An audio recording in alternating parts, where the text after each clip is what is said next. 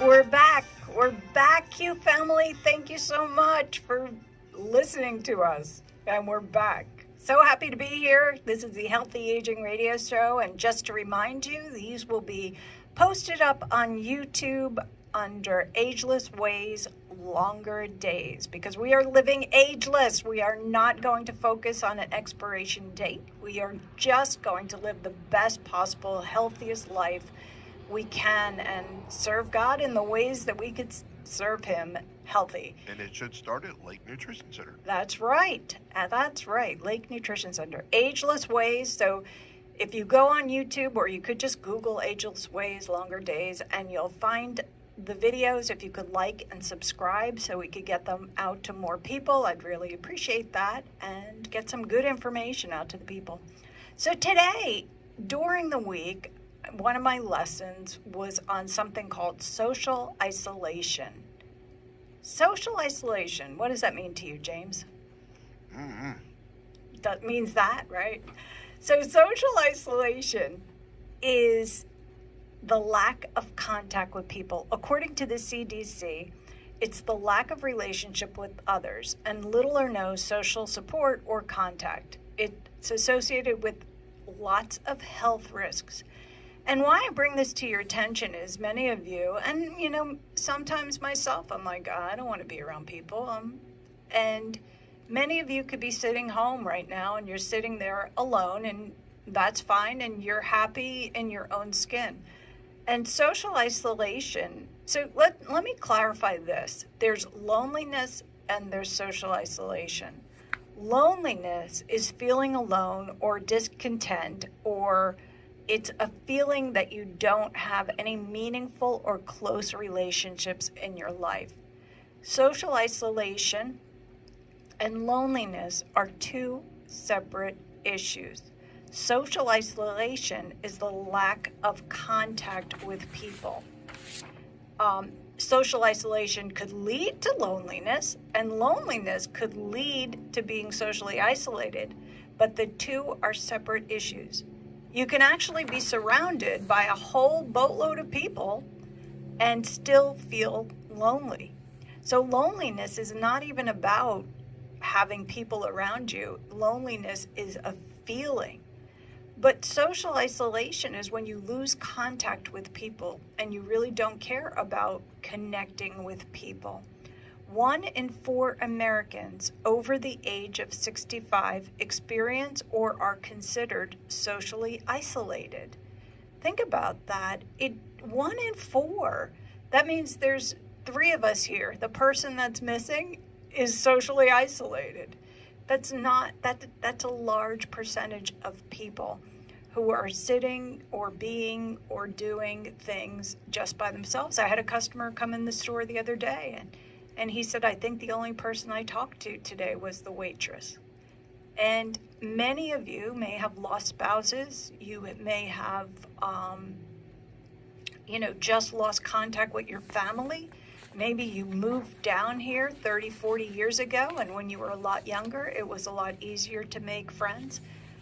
But social isolation causes older adults, there's certain risk factors that cause people to want to be socially isolated, and that's things like the loss of a spouse, child, or family member. A chronic illness causes people to be socially isolated. Sensory impairments, right? You start going deaf or blind. Living alone, living in rural communities. Lower income, lower education. We have a lot of rural communities in Leesburg and in the surrounding areas that people are by themselves, feeling misunderstood, depression, psychiatric disorders, long-term disabilities. If you're unmarried, victims of violence or abuse tend to be socially isolated, divorced, and if you lost your job, you tend to be socially isolated. And social isolation leads to disease. So many of you might be sitting, there listening by yourself, or you feel like, I'm kind of in that area where I'm not getting contact with people, but I don't care.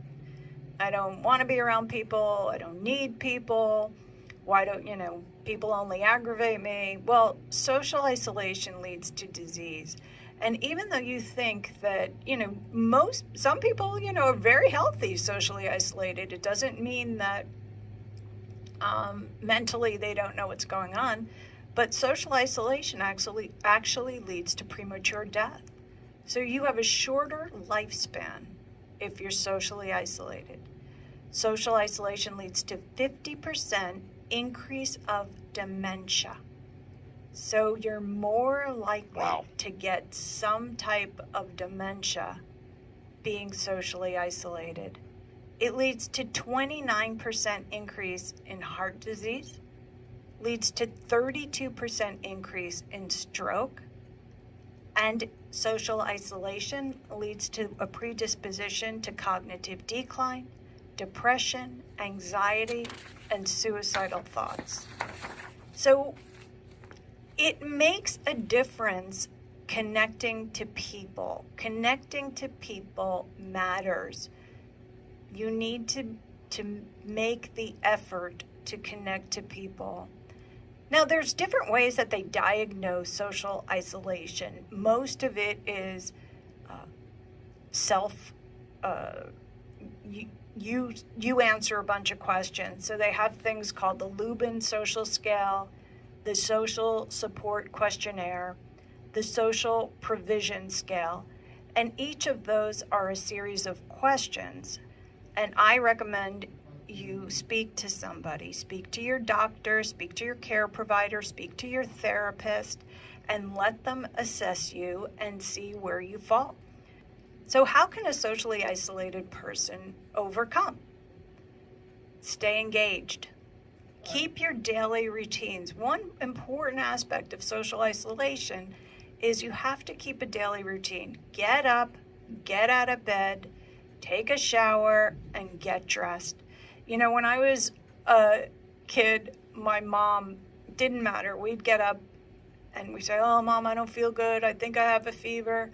All she would say is, go take a shower and get dressed. If you still feel sick after you go take a shower and get dressed, you could stay home from school. And of course, after we took a shower and got dressed, we were much better mind frame, much better mood. We didn't go back to bed. So we went off to school. But you didn't go get a washcloth and run it under hot water and lay it on your head and then say, "Mom, come feel my head. No, Do I feel warm?" I actually loved school. I loved going to school. So, I don't know anybody that did that. I was just asking. Yeah. Asking for a friend? Yep. Yeah. Not talking from experience. Maybe. No, not at all. She's going to call in, your mama. Did you see her the other night? Yeah, I said, "Where's the accordion?" She said, 2 or 3 people asked me, "Where's the accordion?" Yeah. I thought maybe a little solo or something. Yeah. But no, I did ask her. So stay engaged. Keep your daily routines. Get out of bed. Get dressed. Exercise. We're going to exercise. We're going to do a little exercise later. Leave the house. I think that's so incredibly important. I talked to somebody recently who was very bubbly, very engaging, very gregarious. And she said to me, "I can't leave the house." Had such anxiety just about leaving the house. Once she got out of the house, she was fine. Right. Just couldn't leave the house. And please, there's support for that type of feeling, that feeling of anxiety when it just grips you. There's support at the store. Give me a call, send me an email, because you need to be able to get out of the house. Reach out to people. You could be the person that makes the phone calls. We talked last week about forgiveness and how important that is. Maybe this is the time that you forgive some of those people in your life so that you can reconnect with them and not be so isolated.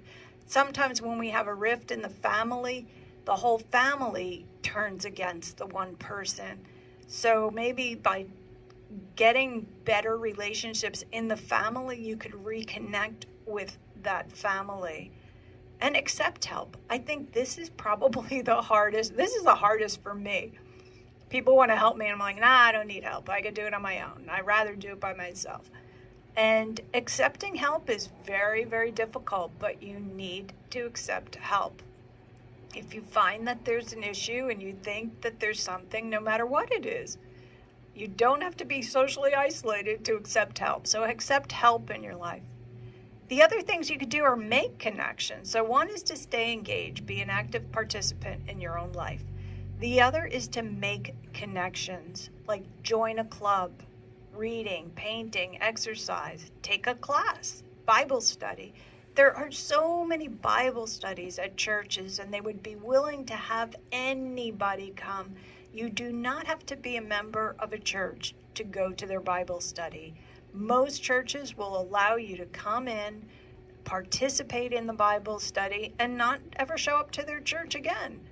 That's a good church, if that's what they're doing. And hopefully they minister to you and you want to go to their church, and then you become a partner with them, and that's a way to get out of the house.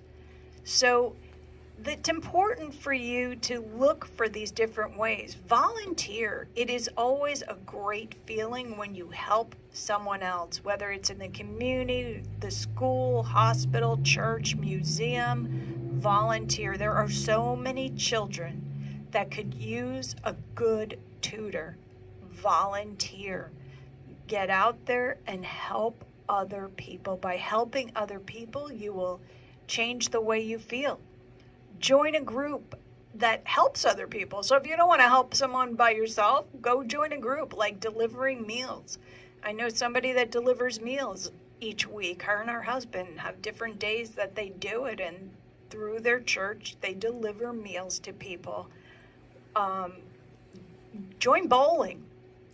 They have bad bowling leagues. I think they call them now easy strikes. They don't call them bad bowlers, but they have bad bowling leagues where you only have to knock down 8 pins or 9 pins to get a strike. So you don't have to be good to join the sport. I know that some sports people feel uncomfortable because they're not in pristine athletic posturing, but join bad bowling. You join a league. One person could hop on someone else's league. You'll meet people there.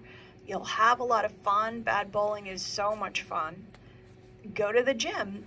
One of the examples that they gave in the coursework was about somebody who's socially isolated. He joined a gym. He met a friend at the gym. Then that friend introduced him to a group of other friends. They all started to run, so then he joined a running club, and he made his social network just expand because of this one moment that he joined the gym. So joining something, you have no idea what God has planned for you as you create that network.